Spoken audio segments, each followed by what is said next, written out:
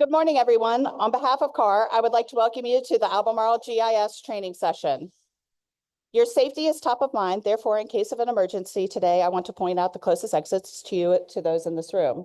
In addition to the 2 exit doors located in the ballroom, which lead you to the side parking lot, we have 4 doors immediately outside this room leading to the terrace. Once on the terrace, you will follow the walkway around the building to the back of the parking lot, to the front parking lot. You can also exit the ballroom and pre-function area and leave the way you came in, through the front doors. We will conduct the training, first conduct the training and then address questions from the audience. You have index cards at your table. Please write your question and raise your hand, or actually bring the questions up to the basket up at the front of the room. Lauren is showing you the basket. Please note that this is a new system and we will not be reverting to the old one. Your suggestions for improvement are essential and highly encouraged. This session will be recorded and posted to the CAR YouTube channel later this week. At this time, I would like to invite our speakers, Roderick Burton and Christy Shiflett, to the stage. Roderick Burton is the Director of Information Technology for Albemarle County. Burton started his career in the county in 2001 and has served several different roles across the county's IT operations. Christy Shiflett is the Chief Operating Officer of the County of Albemarle. Christy joined Albemarle in 2012 and has served multiple roles in finance and budget, strategic planning, and project management. Christy, you are up.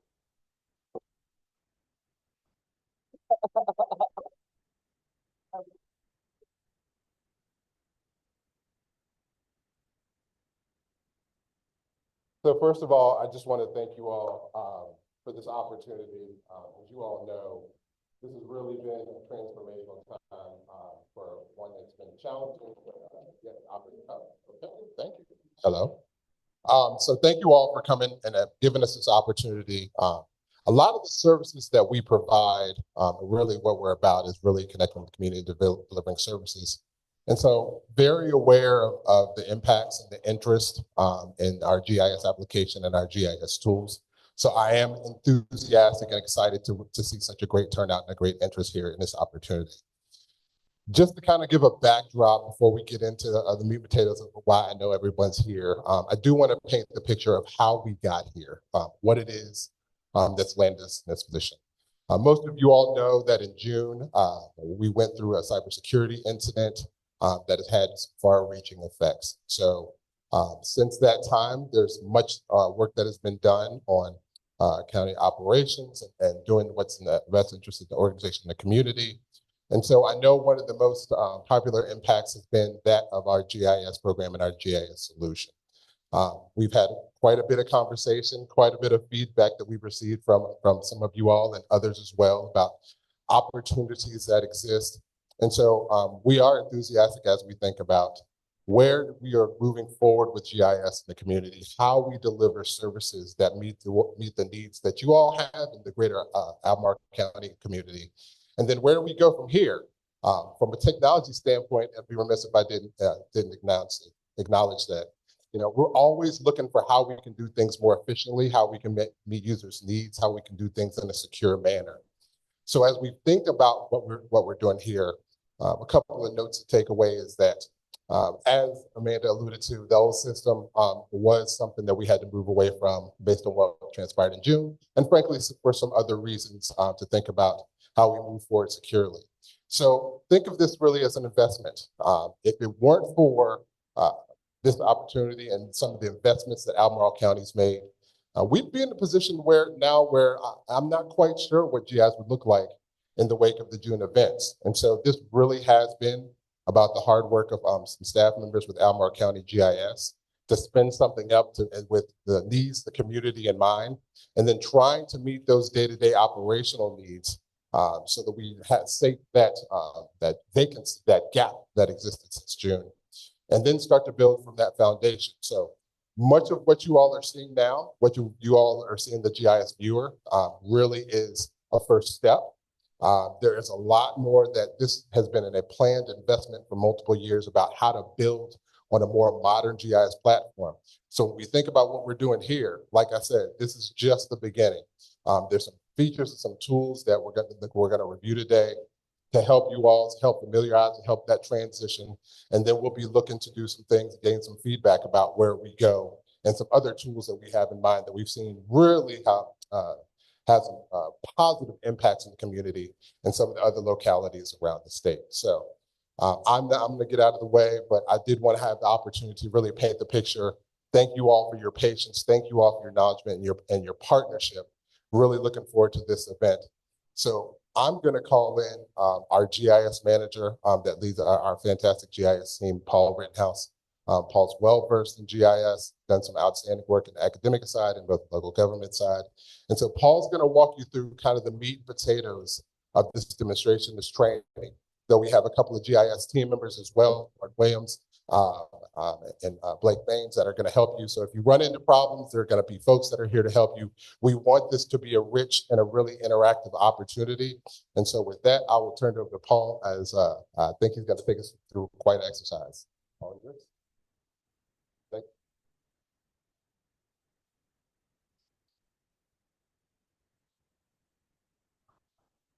I need to, I'll just think of it. Is this working? You're right? All right. So I have to tell you, my wife's a local school, works in local education. And when she would bring me to functions and people would ask me, what do I do? And I say, I work with GIS. And they would kind of look at me and their face would go a bit blank. And then at some point they would go try to refill their drink or get a snack and never return. And so the fact that now I have a room of captive people interested in GIS, they would never believe me now that there's this many people who are excited or involved or using it, even at the local high schools where we teach GIS. So this is an exciting day for me just to be able to kind of engage with you and share and talk about some of the things that we have available for you. This is also intended to be informal. I see that a number of you have brought devices, so if you want to follow along and play along with the system, you're welcome to do that. I know it's being recorded, but in that case, if you are playing along and you have some questions or get caught up, I want to kind of call out and acknowledge Lauren Williams, who's sitting there, hand up, and Blake Baines. They will move around, answer questions, engage with you so that you have the ability to not just watch, but to play along and to work with the system. Because our goal here is for you to be familiar with the tools that we're trying to bring to you and be comfortable with them, right? Ultimately, those tools don't do you much good if you aren't comfortable with how to use and engage with the system, okay? Can you all see that all right? Okay. First thing is you can get to this website by simply going to www.albemarle.org/GIS-viewer. I know it gives you a very convoluted alphanumeric address up there at the top, but we also have this hyperlinked from the GIS office page at Albemarle County. But we have a guide that we have made available to CARD that they can send you in a digital form that has the link and the URL for that information so that it's easily accessible to you.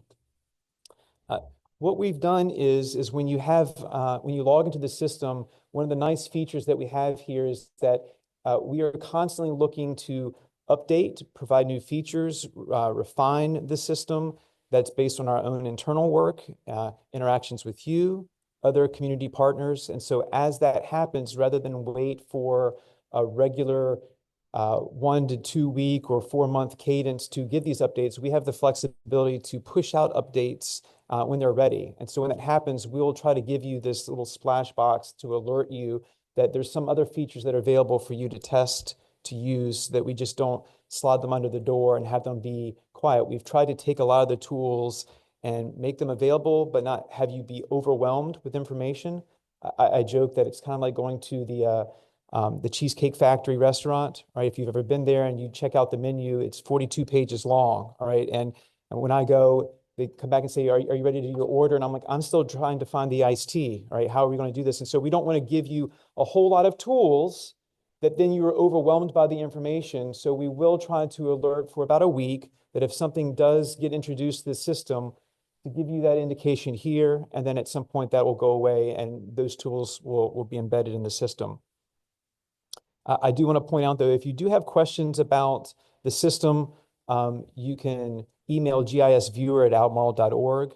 If you have questions about parcels, which I think is a big deal to this group here, you can email at parcels@albemarle.org, and they will help manage and interrogate the different types of information related to the actual parcels. And all of this is, again, embedded in the handout that you will have access to, but I wanted to make sure that we've pointed that information out here on the splash screen. Now, again, this is intended to be informal, so if something goes too fast or we've glanced over something that seems inherently important to you, please be willing to raise your hand. I know it's being recorded, so we'll pass a mic, or if you don't want to be on the mic, happy to restate your questions so that you don't feel like you have that performance anxiety, all right?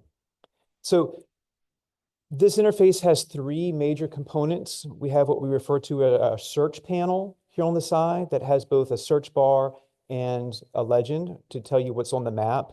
We have our map tools pane here in the middle, all right? And then on the side, what we have is our parcel card or our parcel information panel that you can have either hide with a click of the button on the side, or to be revealed by tapping that button there on the left-hand side. And what you'll notice that inherently, that information is blank, because the idea is that we don't want to try to make this program sluggish by trying to reveal all that information for 50,000 plus parcels all at once. So the idea is for you to be able to narrow what you're looking for and then be able to reveal that information as it's needed for you. Now, a big thing here that we've already seen, there are some questions, is how do we address or use that search function? Right, the idea behind the search function is that it will search through our parcel information using a number of key characteristics, all right? All of them are currently checked, so you can search for the parcel ID, that short pin, all right? The parcel owner, the names of secondary owners, addresses, right? And then as kind of a, I might say a net, a world geocoding service, right? So the idea is that if there is something that has been listed in a way that is not currently plugged into our system, there's a chance that you can perhaps find it by having this system turned on. So a number of you have said, hey, is there a way for us to eliminate it searching through places in other parts of the state or the world? You can just simply uncheck that component and it won't search for that. If that's a distraction to you, you can do that, right? But this starts already searching through all that information there, okay? So in this case, if we wanted to search for a location, 550 Hillsdale Drive, you'll notice that it automatically starts to give you some suggestions. And in this case, it's telling you where it's finding that. In this case, here are the hits that it found under the parcel address. Now, again, we do not assign addresses to parcels, but what we've done is we've tagged the parcels with the addresses of structures on there so that it's easy to see, right? Clearly, if there's no structure on a parcel, you go by the parcel ID. But then we have addresses for the structures. And then you can see here in that world geocoding service that there are other 550s around the world. So if that is a distraction, it is at the bottom of the list, but you can always turn that off, right? So I'm going to finish typing this in.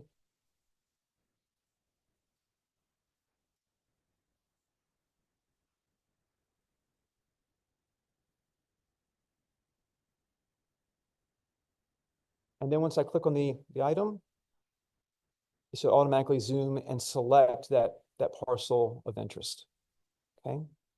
Now, the minute that's been selected, just as a preview, you now have access to all the information about that parcel card, the improvements, the assessment history, and the sales history.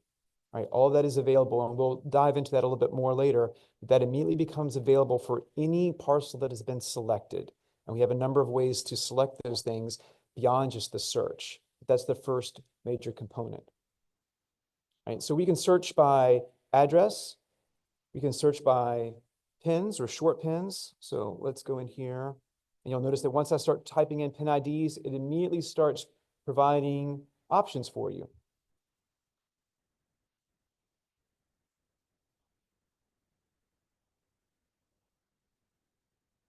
Once you have entered that, you'll still need to select it in the search results, and it'll automatically zoom to it. So in this case, we've selected Totier Creek Park.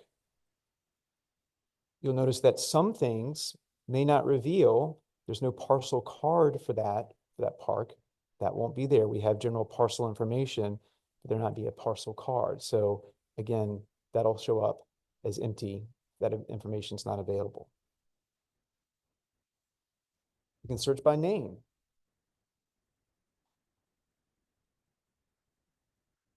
And in this case, it'll find Johnson, first name, last name, middle name, part of it, all right? It is a wildcard search. So certainly if you want it to be more refined, you can enter in more information. But the idea is that you can cast a broad net and it'll do the work for you ahead of time. So built into this search function is, without you having to note it, name, parcel ID, address of the structure, all that information is there, and it'll allow you to jump to that place there on the map. Any questions that you might have at this point? Yes, quick hand that went up in the back. And well, hold on. They want to record this, so. Get our exercise today. I see how to get the parcel card. How do I print the parcel card? We will get to that information. Yeah, absolutely. Okay. Any other questions that we have about the search functions here and the information there on the left? Can you search by subdivision or street? Great question. So we were going to differentiate right now between two functions. There is search and then there is filter. As we continue to populate more information here, we do not have a streets layer built into our data here yet. As we enter that in there, we will introduce that ability for it to search for that street. Okay.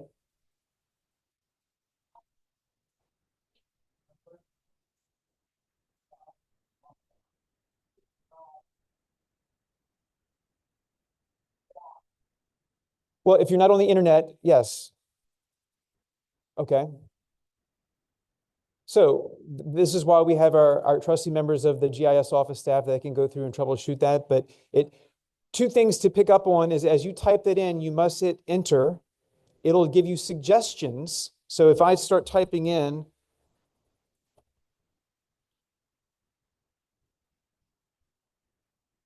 or maybe I'm going to type in my last name. A couple things that you'll notice. It starts to suggest just a couple of results, right? That suggestion is not going to be comprehensive. If you want the full information and I hit enter, you'll then notice that it now returns all of the hits within the database. So that might be something that can trip you up. As you start to type something in and it makes suggestions, those suggestions will not be comprehensive until you hit enter. And that can trick some people into thinking that something is not functional. I wanted to make that distinction for people in case that was an issue. Yes, ma'am. You mentioned that you will be adding stuff over time. How long do you anticipate this rollout is going to take before it'll be fully functioning? It depends. It depends. We are currently curating a list of high requests so that we can triage and prioritize different items. There's things that are very impactful to the group here, items that are also very impactful across the county, internal users. And so we look at the importance, the impact for those people, and then what the lift looks like to get those into those systems. And then we don't sit on those once we are comfortable that the functionality is there. And what we don't want to do is introduce something that then causes problems or issues. In this case, people said, I'm typing in a number and it doesn't seem to be working. We want to make sure that that's not a bug or an error on our part, so that we put out something here that is reliable for you.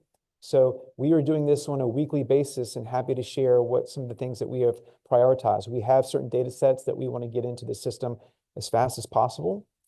Two things that we're trying to balance is, one, not giving you a lot of stuff that you have to sort through. Previous system had a lot of information that we got feedback that said, there's a lot here, there's a lot of noise perhaps. And what we want to do is reduce the noise and boost the signal for you, right? And so how do we have ways to make accessible to you a variety of data sets without overwhelming you and making you feel like perhaps my middle child who's looking for socks and he's going through all of his drawers trying to find that one important item and it's there, he just can't seem to find where he's located at. So roads, other systems or data sets or things that we're trying to prioritize to put in there. If you have suggestions about things that are important, We encourage you to use those cards that you put in the basket. We'll be going through those and prioritizing those things. It would also be really helpful as you're making like really key updates to continue to send email updates. I'm obviously not daily or anything like that, but as you do, it's great for us to know as these things are happening to get a heads up like, hey, here's a change that you can now search for. So as much as you can push that out to CAR that they can send to us, that would be really helpful. So there are two parts to that. As we said, when you first log in, any recent or local updates will be put on that update pane. And then when we have larger updates that we push out via the county, I know you all received those items, we will summarize all those smaller ones that have gone out, in addition to describing those things that we are currently working on so that you have a sense of what's already on the map for us. No pun intended. One thing, I think there was a gentleman who had a question here.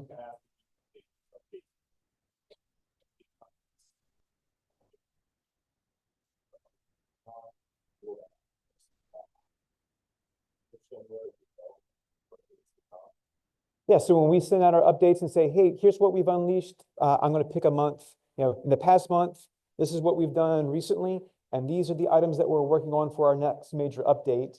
We will publish that to everybody. There's nothing to be kept internal versus external so that people can be aware. The last thing that people we don't want people to have to wonder what's on our radar, all right, and so that you can know and know what to expect. We will not overpromise information. So we will make a point of, we would much rather underpromise and overdeliver, right? So that you can be confident that when something is on its way, that has a very specific or discrete timeline. Yes, ma'am. One piece of information that's really important for us is the legal description, and it does not appear that that is yet populated. Is that near the top of your list? We need that for contracts. Legal description in terms, well, so a part of this information is the GIS office helps facilitate data from a variety of offices. And so if there's something that is missing there, we will coordinate with the real estate office to see how that they have logged that. All right, and we'll talk about some of the data integrity that we see here in different features or cards so that when that information is available or if it's missing, that we can kind of be that intermediary to say, hey, this is what we're hearing from the community. How can we daylight that information for people and how they use it? Thank you. Mm-hmm. I just want to ask, how do you get an email? Because I do not get the emails, but I don't live in Albemarle or Charlottesville. I live out in Louisa. So I don't get updates. Do I have to put in my name on a list at Albemarle County, or how do you get those emails? There is a way from the county website for you to subscribe to updates through our CAPE, but we can make sure that we reiterate through CAR for ways for people to subscribe to that so that you have that ability. Yes, sir. To ask, I used to be the assistant assessor for the county, so I was here when Vision was brought in. Okay. And is there any plan for the Vision website to start taking over the parcel ID the way everybody else around who uses Vision does? It's not consistent. The way we've been doing it the last decade is not consistent with the way our neighboring counties do it. In terms of how it's doing Well, the what? property cards that the Vision provide for each of the counties that they do assessment CAMA software for, they provide all that information through their website. So what I would encourage you to do is to send that email to parcels@albemarle.org. Okay. And ask them about how, how real estate plans on utilizing the different components of Vision. Okay. The other questions related to conservation easement and other overlays. We're the most conserved county in the Commonwealth. I've got no way of going in here now and finding conserved properties, and I got to have that information sooner than later. Sure. So what we'll do is we'll show you how we can build in filters and how that information is revealed for the parcels, but the ability to interrogate and interact with it is an important aspect. And so those are components that we can daylight for you so that you have those filtering abilities, which will be part of this program today. And what about critical sloping and everything else? Well, we had a lot of overlays in the legacy software. We're going to go over the extra Okay. layers that we have in here. Mm-hmm. These are all great questions, and I don't want to pause any of them. So there's a lot of eagerness to kind of voice those. So we'll kind of stop and pause and re-engage at different components. Do we have any additional questions about the legend or the search component of the interface? Outside, but if you click on sales history, is it going to come up with deed book page instrument? Not just, We will date get and we will song. get to that in this part of the program where we do a little bit of a deeper dive in this. It sounds like y'all are comfortable with the search functions. Okay, great. All right, so the next component here is in the map we have, I'm gonna go back here. We have a number of different functions and features here in our tools in our map and tools pane, the main part of our experience here. So one, we have a number of layers that you can turn on and off, and we will continue to populate these. And as we populate these or enhance this, right, these are there for you to turn, right? So we had the question about steep slopes, right? If we zoom in here, one, I don't want to see the parcels right now. I can turn the parcels off. I want to look at steep slopes. I can turn those on in the map, right? And then as I zoom into different parts of the map, I can see how those steep slopes interact and overlay in terms of different parcels, right? I'm interested in the floodplain, 100-year floodplain. I'm interested in different parts of zoning. I can see that information, right? So we have one part where we will continue to add layers in a system that you are familiar with, and this will become more and more robust. There's a question about roads, right? As we add roads, that will be integrated with part of the search function, so you can search for a road, right? Right now, you have the ability, though, to turn these layers on and off, all right?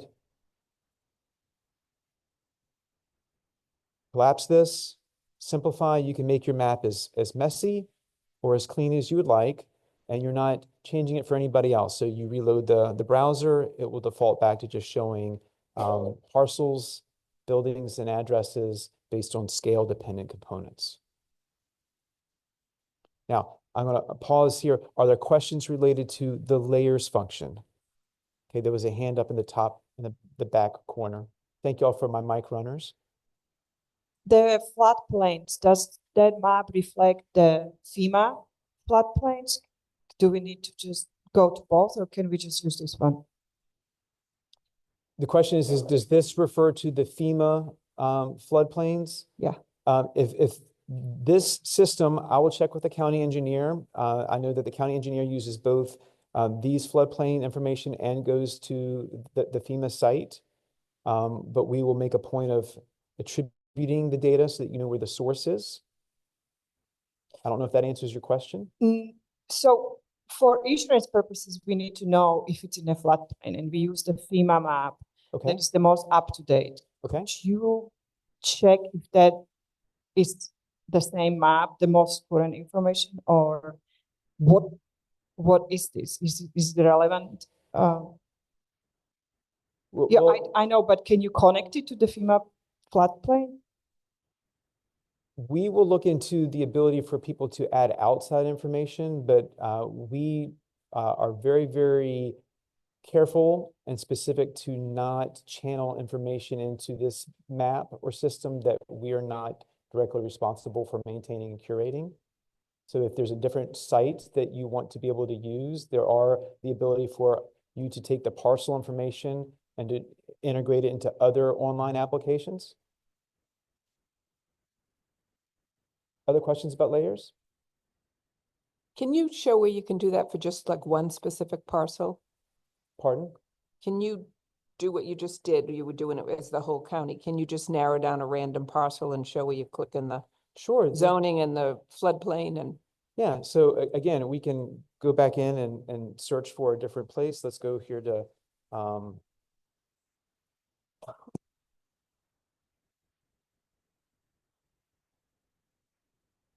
well, let's try again. 550 Hillsdale.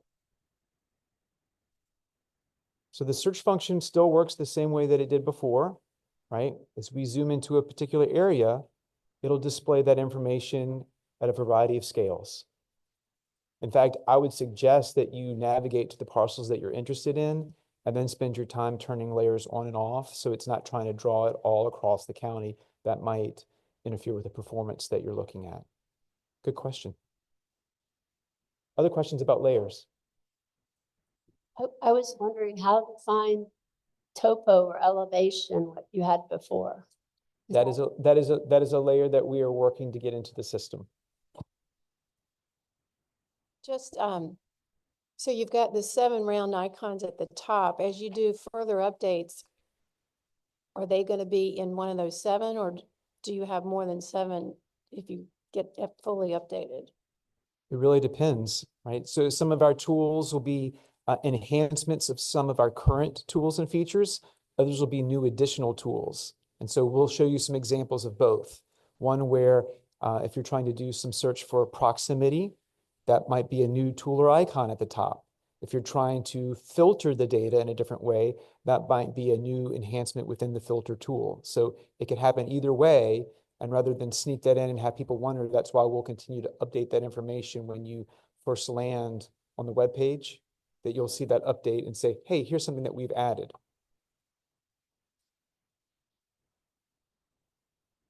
So just for that clarity, if we go here to the viewer, we added new filters last week, right? The ability to filter data by subdivision and sales date. I think that might be important to y'all, all right?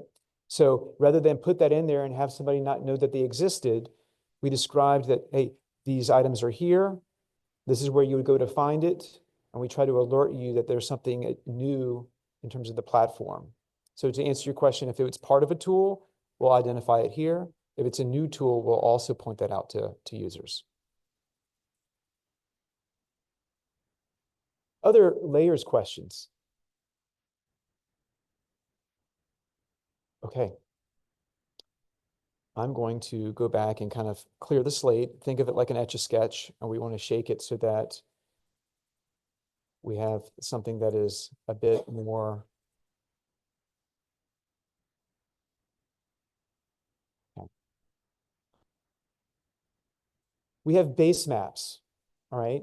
So I tend to describe base maps as tablecloths. They provide context, right?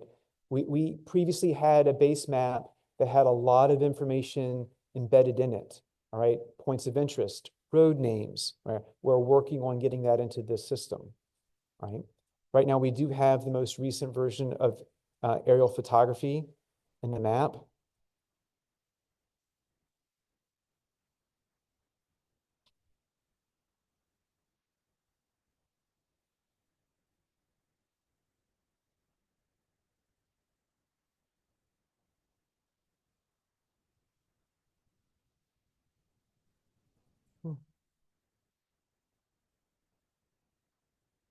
You can change your base maps here. We're going to turn our layers off so that you can switch things in here. And the goal is that we'll continue to add different years or versions of historical photography. These are large files. So we're trying to put these in a way that don't make the system sluggish, right? But if you want to see a variety of different features, you have the ability to insert or change these, what I refer to as tablecloths. Our default is this dark gray canvas right now, just in order to allow some of our features such as parcels or other addresses to perhaps pop or stand out. So as we continue to add things to our base maps, we'll alert you those updates. Questions about those?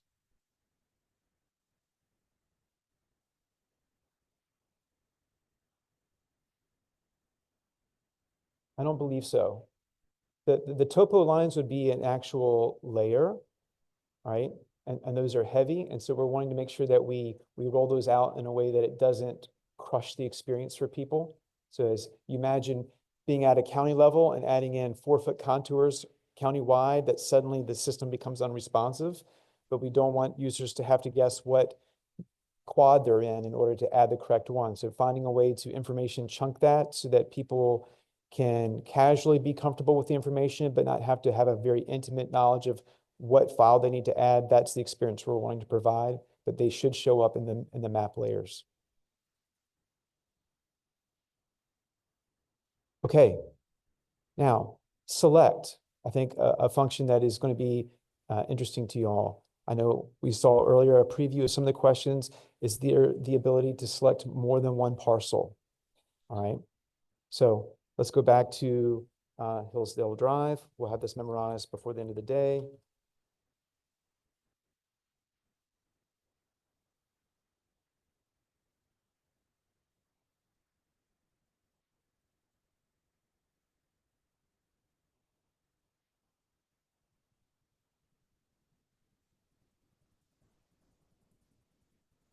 Turn my parcels back on.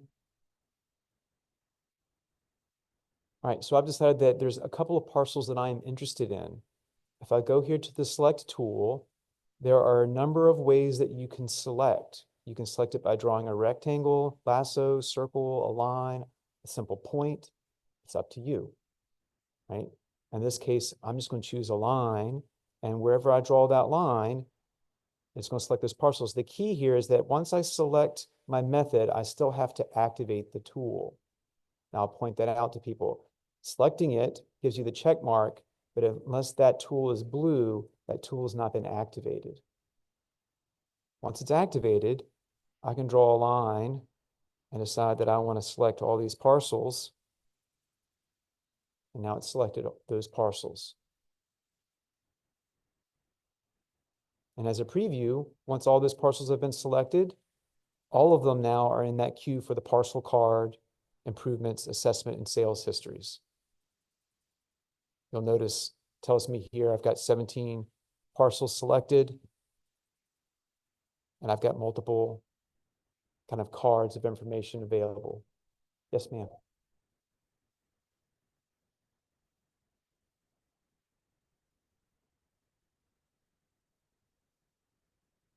Yeah, so that comes down to what kind of tool you want to use. So if I wanted to use the point tool, all right, I'm going to activate that. So now I'm going to go in here and I want this one.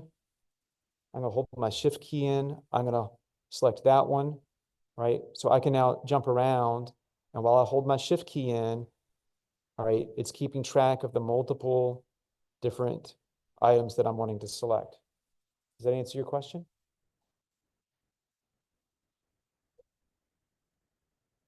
I'm going to confirm with Lauren, we are recording this. All right, so it'll be in that video. Yes, ma'am.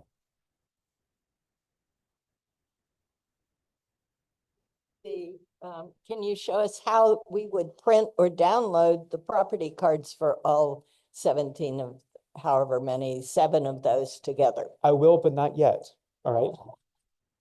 I've got to keep your attention for the full period. If I show you now, then everybody's going to exit, and I'm going to take advantage of my captive GIS audience that I've had for the first time in my life. But I promise you, we will show you how to access that information. Show the subdivision on the parcels, because we need that when we're entering data. Yes, so for clarification, here in our general information, as you scroll through here, we have done a lot of the work for you. So we have taken these parcels and we've intersected them with a bunch of different layers. So is it in the flood hazard overlay? No, right? Let's go back here and select on these parcels, all right? Is it in the steep slopes? No. What subdivision in? Right? Does it have a lust buffer on it? No. Yes. So if you can imagine, we've taken every parcel and we have essentially done the overlay of a bunch of our layers and stamped that out for you in the general information. So if you find a parcel and it'd be really nice if we had some of these overlays here, they're not there yet. You can still look at that parcel and under general information and just in a tabular form, know how it interacts with a bunch of those very foundational layers. That information is there. All right, and I will not depart here before giving some advice about how we want you to leave here and interact with the Experience Builder or the GIS viewer that we have here. So a lot of that information has been pre-engaged, if you will, with a bunch of other county layers. Yes, sir. Can you go into more detail on the lust buffer? Yeah, so a linking underground storage tank. So if we've downloaded from the state site, all right, and done a 2,000-foot buffer, all right, does that buffer cross over into that particular parcel? Yes or no? Is that layer coming? Because under the old GIS, it would actually show a circular It is. area, and right now it just has all or nothing. It is, and part of our work there is because it is not our layer, we're wanting to make sure that what we're harvesting from another site, and this came up earlier, it is so informative of some of the stuff that we do here, and because it's a state agency, it's a little bit, that elephant is smaller and easier to eat. So in order to make sure that we have a high degree of reliability about what we might be harvesting or being pushed to us, we want to make sure that we do not push information to the community and have you make ill-informed decisions based on that. So that layer is coming. As a note though, here, if it says no, then we know that that parcel isn't under one of those. If it's yes, then for perspective, well, where is it on that parcel? That is other critical information that people would want to know.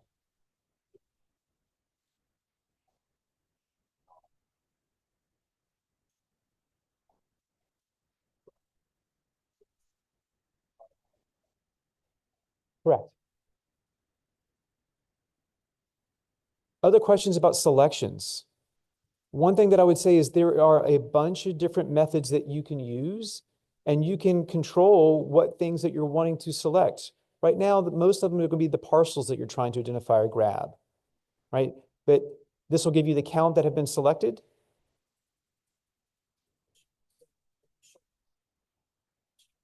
Yes, you need to make sure that the tool is activated, right? You can check your method.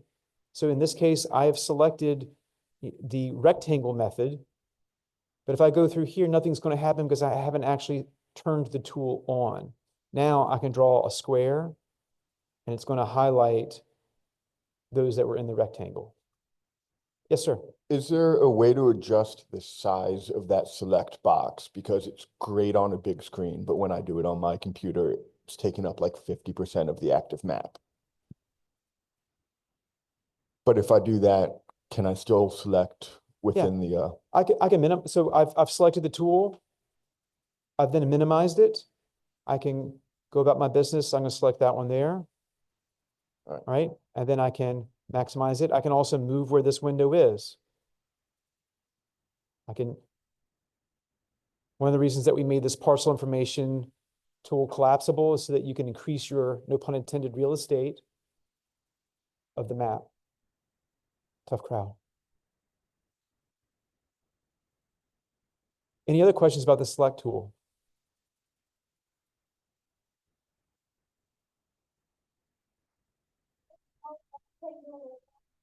Go back and click that square, and that's what makes it highlight. It's highlighting a huge amount of area. Well, in this case, if I want to use the rectangle method, and I draw a rectangle just inside that one parcel, it's going to select just that parcel. But if I draw a large rectangle, I'm going to pause here. Any parcel that touches that rectangle is going to get selected. If that is too obtuse or rough of a tool, I might want to be a bit more surgical, if you will. Then I can choose a line, right? And then that line, I just want to get these parcels here where I draw that line and might select those particular parcels. If I just want to use the point, I can go down here and change the point. You'll notice that my tool is already activated. So as I change the method, this remains blue. If I turn that tool off, I can change the method, but the tool is still, it's like changing the temperature gauge in your car. I'm gonna make it really, really cold, but it only still works if I press the AC button, which my oldest son thought that his car did not have AC for the first 3 months.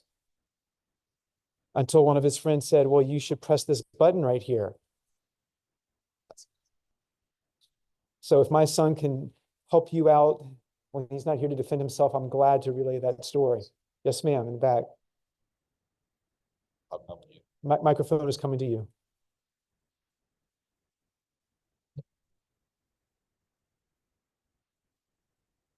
All right, so to select multiple properties in different locations, do you use the point or can it be done? So like, I personally, depending on kind of how much jumping around you need to do, I would stick with the point and use that shift key.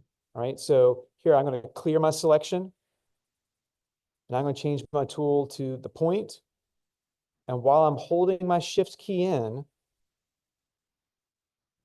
testing y'all, you thought that was an accident. I'm glad y'all are paying attention. All right, so now I can click on a parcel here. I can click on a parcel here. I can click on a parcel here. Likewise, I can now zoom out. I can zoom in over here. Click on that parcel there. You'll notice it says there's 4 parcels that have been selected. All right. and how are you zooming? How are you zooming in and out? The shift or the mouse? Okay. Great questions. We want you to feel comfortable with tools that you use at great frequency.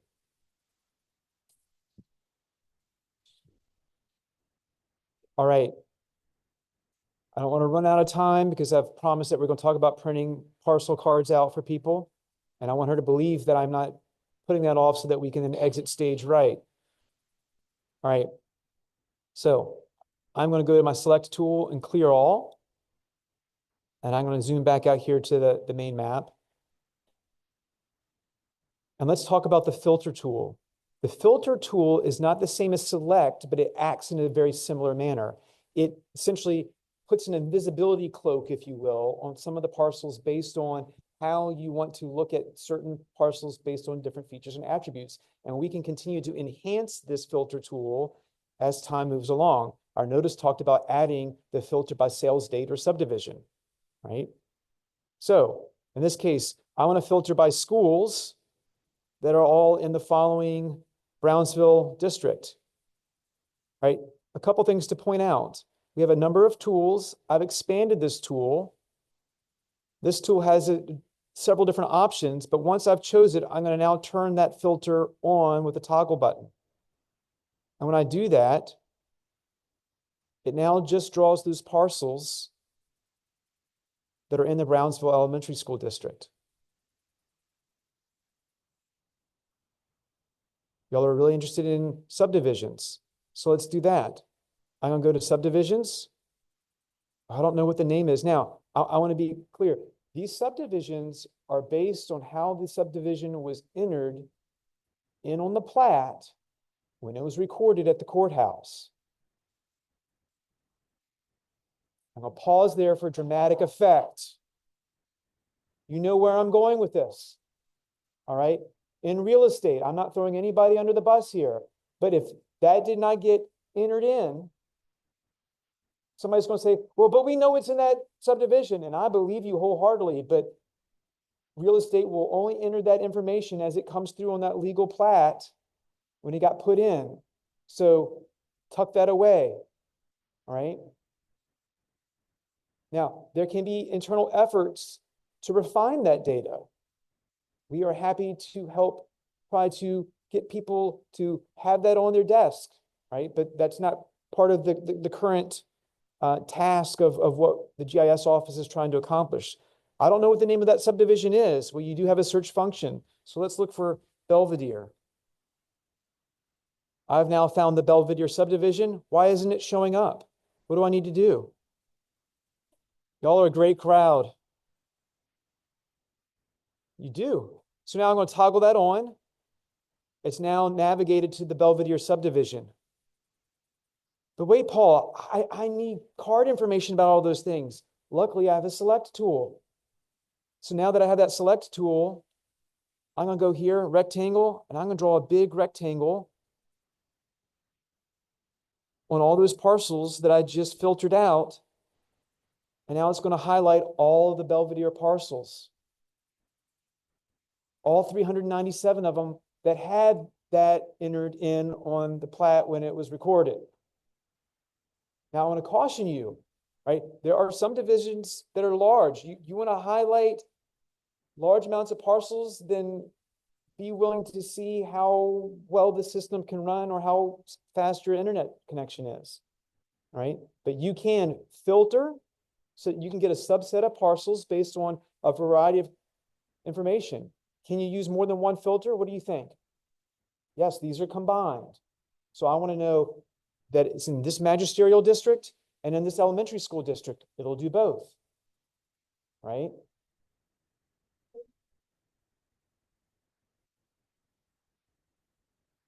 We have not put that in the system.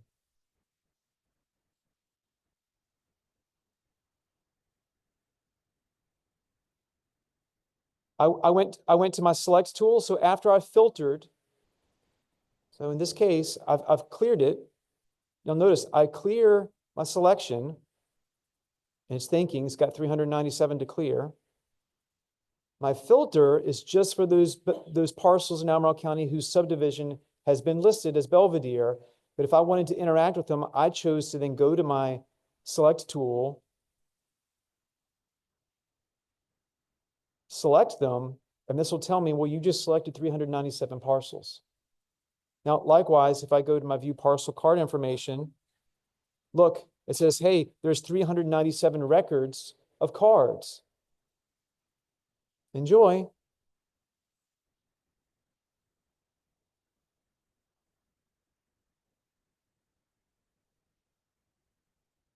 So in this case, you now have this other tool, and we will continue to try to expand this. We don't want this to become a very, very long. We also need this to be performant. Maybe searching for homes. You know, one of the things that is tough is, can we create filters that are helpful, but not an impediment in terms of the performance of the system? Just a quick question. Yes, ma'am. So if you were looking, for example, searching and you put in the owner name and it comes up and they own more than one parcel. Mm-hmm.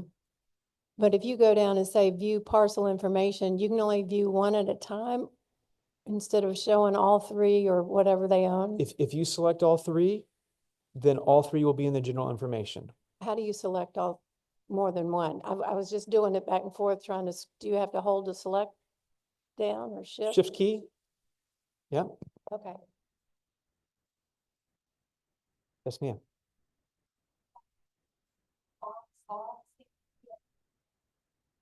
Sure. Oh, and this one, yeah. It seems like the title bar for that one is not giving you the ability to move it. So we'll look into that functionality. What I would say is once you have the filter, just press the button. Because ultimately what's happening, this is to set the filter. Once you've set that, you don't really have to interact with it and then just toggle it. It has not turned it off. It's just hidden it. And that might be something that's built into the system that says, hey, for these filters, you're not really having to do a regular interactive. You're setting these and then you're interacting with the map. So if that function exists, we'll try to daylight it. If not, press the button and it doesn't turn it off. It just minimizes it. Yes, ma'am.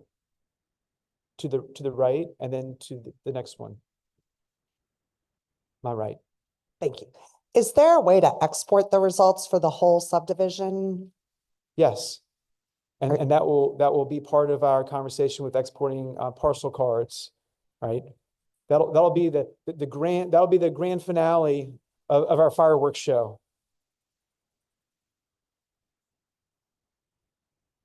Yes. While you have that up there, will you filter for the floodplain? I want to see what it looks like. Okay, I'm going to be specific with the terminology. Filter or turn that floodplain on. I want to see where the floodplain Okay, is. so there we would go to the layer and we would go to our floodplain and we're just going to toggle that on. Yeah.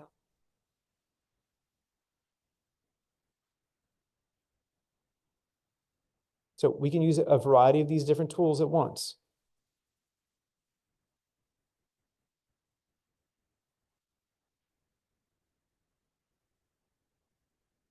All right, I'm going to move quickly through the sketch, measure, and print tools so we can get to our exporting, which is a big function, and so that we can have time to debrief here at the end and offer some collect questions, further comments, and kind of talk about next steps. We don't want to run low on time, but we also want to get to these major features so that you have a level of comfort with this. All right, so I'm going to clear my selections.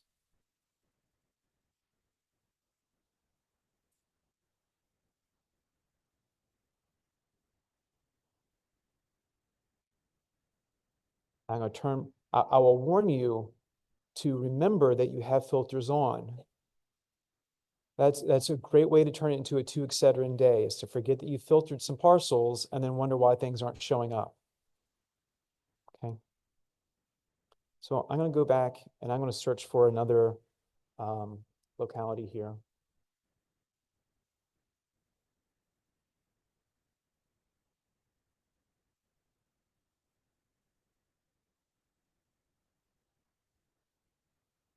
All right, so this is the Crozet volunteer, or the fire department in Crozet, and I wanted to talk about the sketch tool.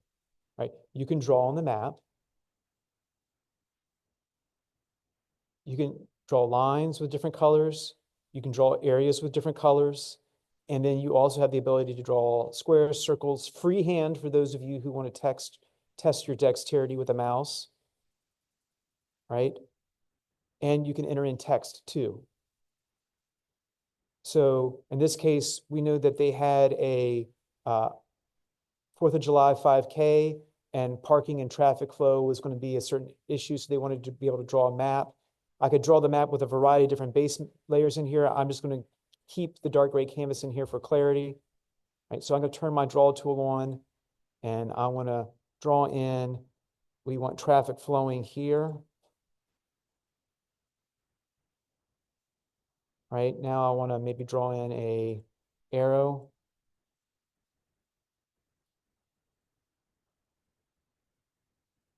Now I want traffic flowing out here. And perhaps I want to put in some text, right? So I can change this to text. I can put my text in here, out. I can change the color of my text. Now I'm going to put that there, right? I can mark up a map, and I'm going to skip over to my print map. When I print, it creates a PDF for you. The PDF is stored in your downloads file. Then you can print that PDF on whatever printing devices you have. Okay. So in this print ability, you can change the title.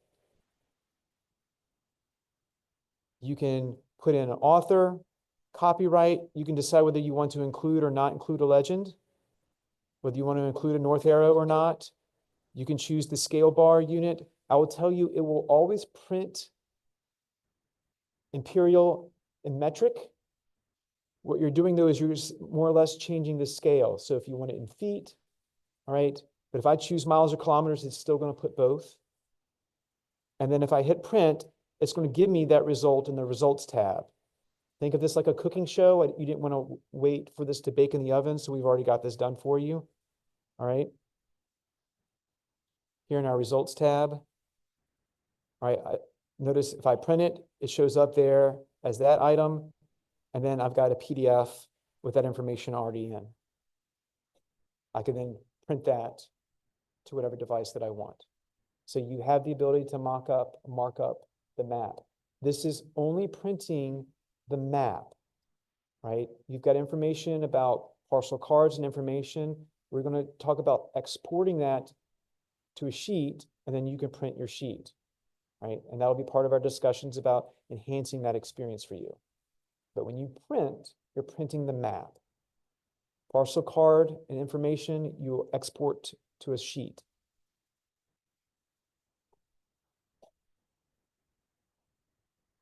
Questions about that?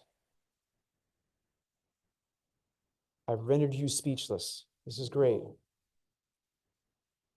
Okay. The measure tool works much in the same fashion as the sketch tool. You can choose whether you want to measure distance or whether you want to measure an area.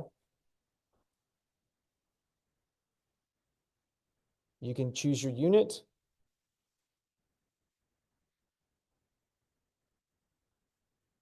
And these measurements will be on, consider them as a markup. So if you leave the measurements there on the map and you choose to print out a map, that will be on the map also. So if you have a parcel and you want to show the distance from the driveway to the intersection and you put that measurement on the map and you export that map, that measurement will be there on that PDF for you to use. Huh? You can put that in the text of your map. And we'll blame real estate.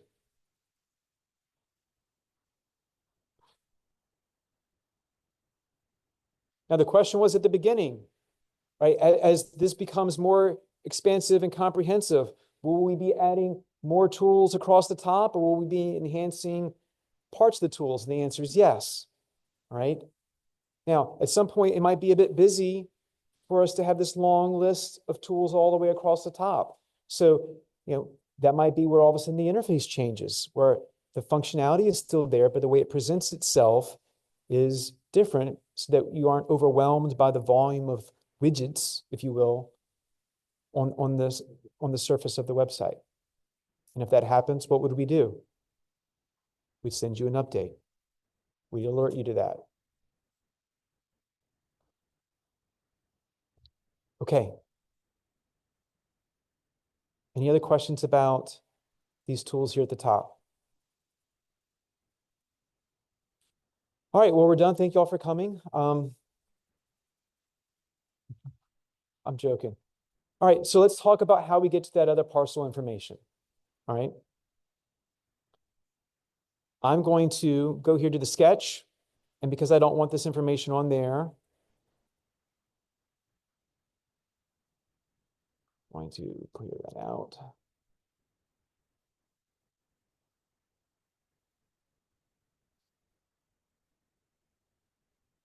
Okay. And we're going to go back to our measure tool, and likewise, I'm going to clear that out too.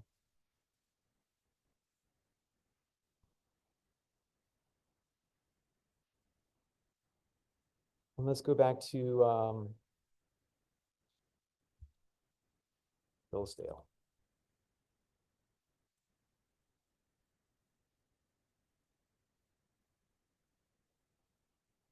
I've identified my parcel. I've got my general information that, again, is how this parcel interacts with a variety of other layers, even if those layers have not been added to this viewer.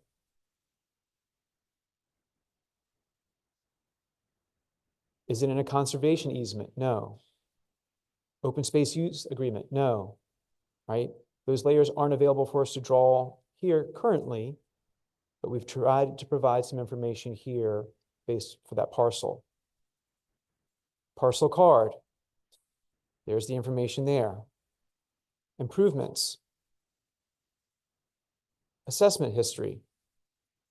Sales history. For any of these tabs, if you go up here to the top where it says actions, export CSV, and I'll just pause there for dramatic effect. That'll take all the information that is in that window or tab and put it in a spreadsheet for you.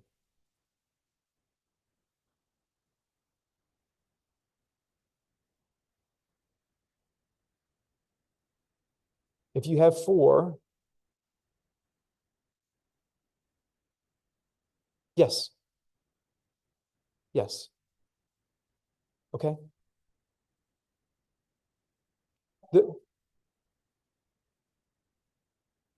Well, that information comes from different sources, right? So while for y'all, it might be important for it to all be aggregated, there's a number of people who would say, I don't want all of this information at once.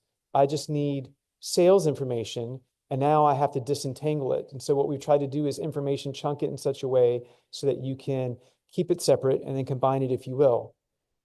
Now, if you have 4 parcels, you can choose to, you can export all of them for all of those cards at once.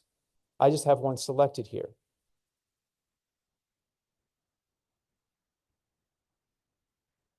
Yes, ma'am.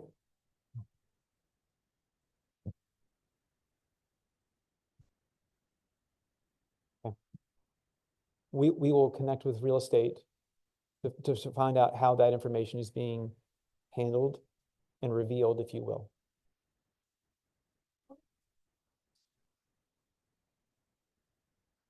Tell me more.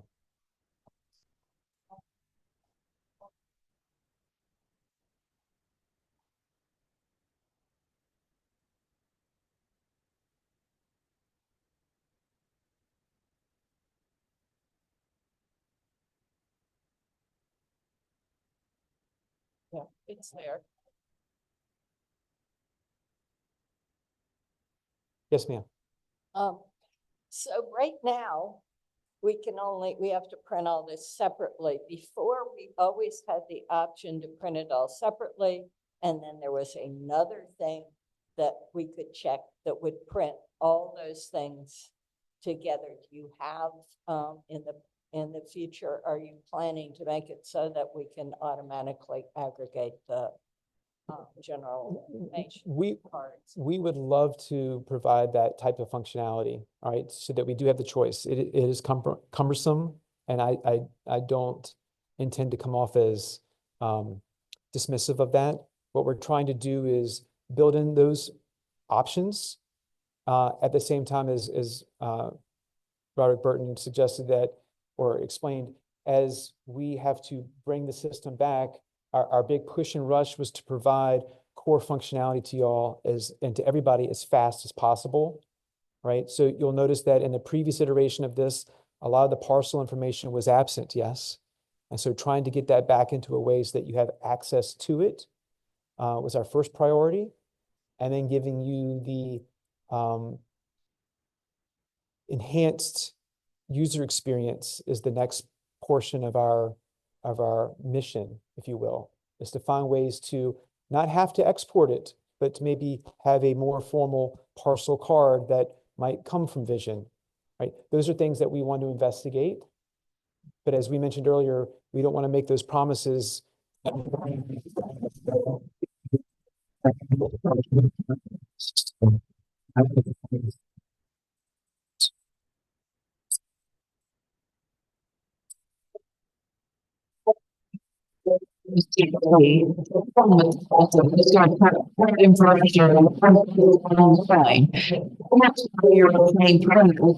Properties, just for the card for this property, it's not every year with PDF version of that tax information. Thank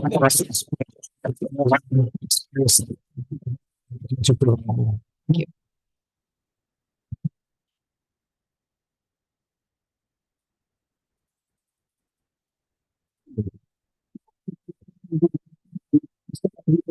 Straight, because recently we've only been able to have the current owner's original sale.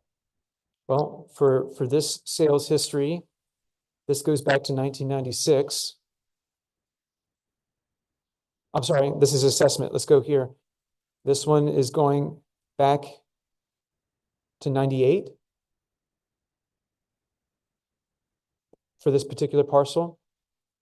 So if you have a sense that sales history goes beyond what is being revealed here, then we will continue to engage with real estate who maintains that information in our vision system. Does that answer your question? So let's say you have a property in a subdivision that has had 5 sales in the last 20 years. Will it capture all of those sales? If it is recorded, it will. Okay, thank you. Yes, ma'am. Oh, I don't need that. On the residential side, this is a commercial building you keep referring to. Oh, okay. Can you show where the beds and bathrooms see the square footage, but on residential, I haven't been able to find them. Where they go? Where that breaks down how many bedrooms, how many bathrooms, square footage above grade. Sure.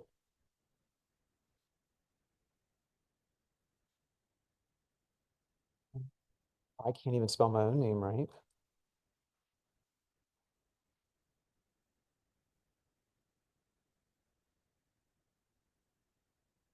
Parcel card. Is this what is it residential? This has been embedded in the system since we released this interface Thursday, the August 28th. Sure.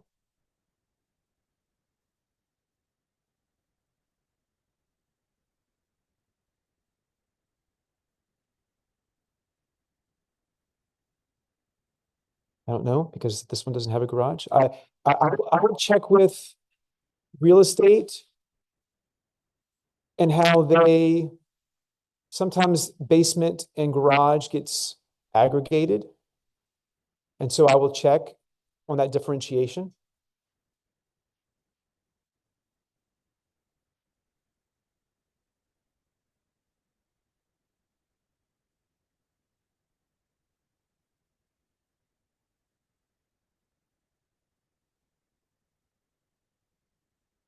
Did we answer your questions about parcel card sales assessment and exporting?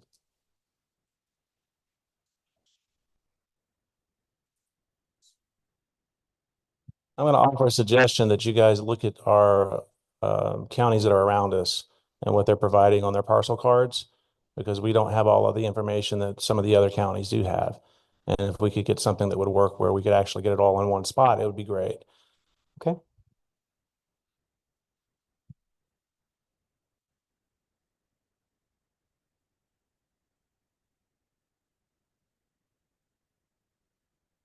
All right, so before we pivot to kind of more open-ended questions and discussion, I wanted to point out a couple of items. One, top right-hand corner, we have a guide. This guide walks you through what we've all discussed with screenshots, explanations about all the tools. We provided CAR with a PDF version of this guide for you that you can get digitally. Included in this guide is a video tutorial. Not the commercial, but that walks you through the use of those same tools. Okay? So you have two resources that you can fall back to and how you explore this. As we introduce new tools, we will do our best to update both the guide and the video guide. Now, with that said, I want to ask y'all real quickly, how many of you have smartphones? Raise your hands, smartphones, keep your hand up. How many of you would rate yourself as comfortable on your smartphone, like 5 being an expert, 3 being unmanageable, so a 3 or higher? How many of you would say you're 3 or higher on your smartphones? And keep your hands up, right? Keep your hands up if you read the user's manual for your smartphone. That is fascinating. How are y'all such great users of your smartphones without having used the user's manual? How did y'all become comfortable with it? What did y'all do? You asked your children? Yes. Trial and error. That is the answer I was looking for. Please play with this. It doesn't mean trial and error, but if you are interested in something, if you want to see if it works, try it out. All right? You will discover that some features that you thought might be missing are there. It might be that, oh, there's a nuance to this that works now, but could be a better user experience for me if I could combine those things. Right? That gives us great feedback. And certainly, please know, some of the feedback that you give us, we are aware, we are working on. We know that there are layers that we are looking to add. The print function, is based off of a platform print service that Esri provides. We are looking into how we can create our own custom print service so that it can be more expansive than something just in the map, right? That might provide you with a more comprehensive parcel card assessment sales history information. It may not, but those are things that we are working on. And we'll continue to communicate those things so that you are aware that we understand that this is a very popular site for this community internally in the county, all right? And people who don't have much to do on a Thursday afternoon, all right? But I really encourage you, just like with your smartphones, go to the website, play with it, interact with it. You're not going to break it. You're not.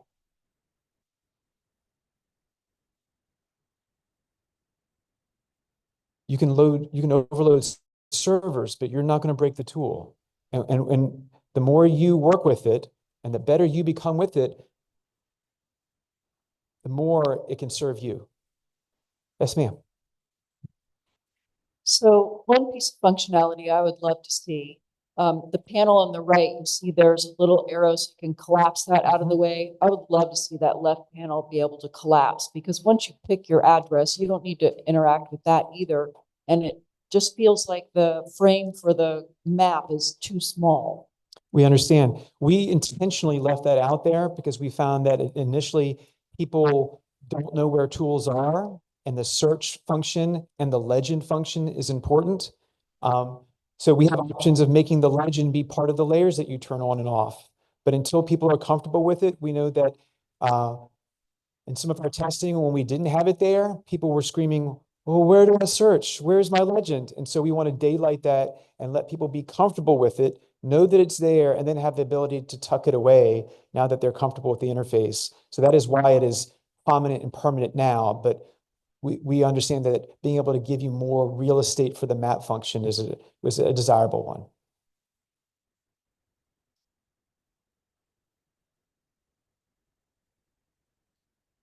What other questions do you have?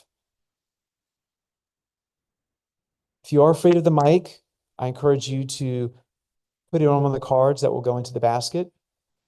If you are comfortable more in a private setting, you're welcome to catch me before we leave, or Lauren or Blake, to be able to provide them some feedback. They've been taking notes about the things that you have said. I've been taking some notes so that we can continue to enhance this. But I hope that you have found that this has provided you with a more comprehensive understanding of what is in the GIS viewer, and an understanding that we have not stepped back and dusted our hands off and said, job done.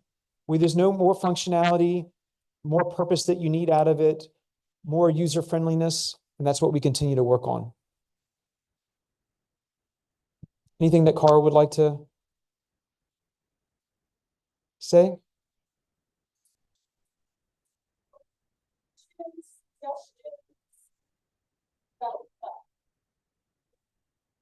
Want to just take a handful?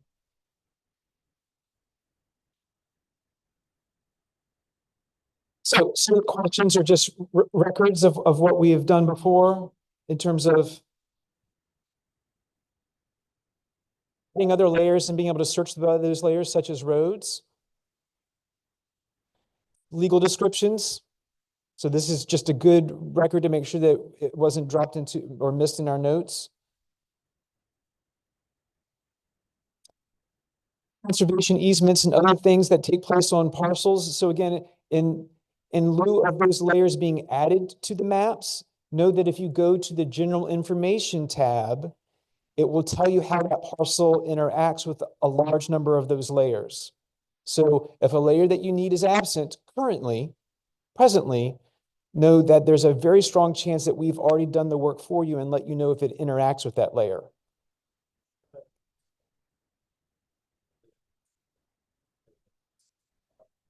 Yeah. In lieu of those layers being there, that's a first step for us. If it's a no, that helps people out. If it's a yes, then we know that there's other contexts that people need. Well, thank you for saying that. It's an effort across our department, our office, and several other departments in the county. So I think I can speak on behalf of both CDD and real estate that this collaborative effort is important to kind of provide functionality to the whole community, and their work is not ever done.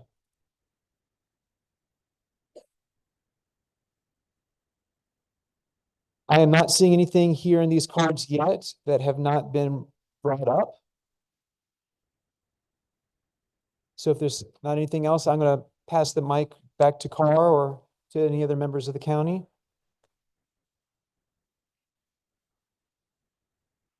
All right, thank you again for joining us today, and thanks, Paul. That was great.